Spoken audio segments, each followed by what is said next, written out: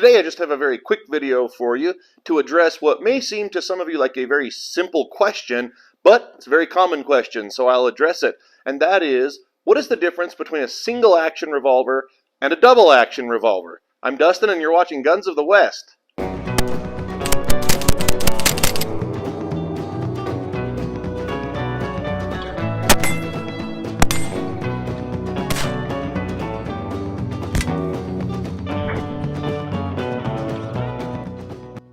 Now, while we could talk about other types of firearms as well, because the question would still apply, revolvers are what I mainly feature on this channel, so that's what we'll be talking about. So let's take a look at both a single action revolver and a double action revolver and compare them to see what is the difference. Here are two revolvers that have both been featured on the channel before.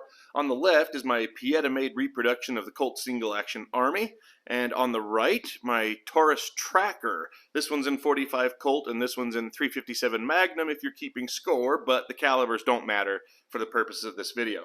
Now, you may have guessed by the name of this gun, Single Action Army, that is our example today of a single action. Let's first just make sure the gun is unloaded, which I've done before, but I'll just show you. All the chambers are empty.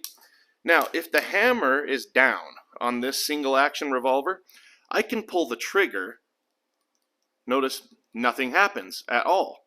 But on a double action revolver, which is also unloaded, with the hammer in the down position, not cocked, just like on the other one, I can pull the trigger, and the mechanics of the gun will function. It can fire like that over and over again. That's a double action. So, best way I can really explain the difference, and the way it was explained early on to me when I was a new shooter, like some of you watching this video, on a single action revolver, the trigger performs a single action. And that action is to release the hammer. So the hammer has to be cocked back manually because all the trigger will do is release it. That's all. I can pull the trigger all day, like I said before. If the hammer's not back, it will not do that other action. It only performs the single action of releasing. Whereas on the double action, the trigger performs two actions. As I pull it back, and I'll do it slow, notice it cocks the hammer and releases the hammer. So again, two actions or double action. Now on a lot of double action pistols and revolvers, including this one, it will have an exposed hammer spur, so I could manually cock it. And notice how that just brought the trigger back. I'll do that again, give you a better view of the trigger. Pulled it back just about all the way for me, and now I could fire it as a single action. In fact, generally, it's easier to be accurate firing it as a single action because it's a very short and light pull. When I have to pull against the hammer spring, that's a very long and heavy pull, and it can cause your hand to tremor a little and make it a little harder to be accurate.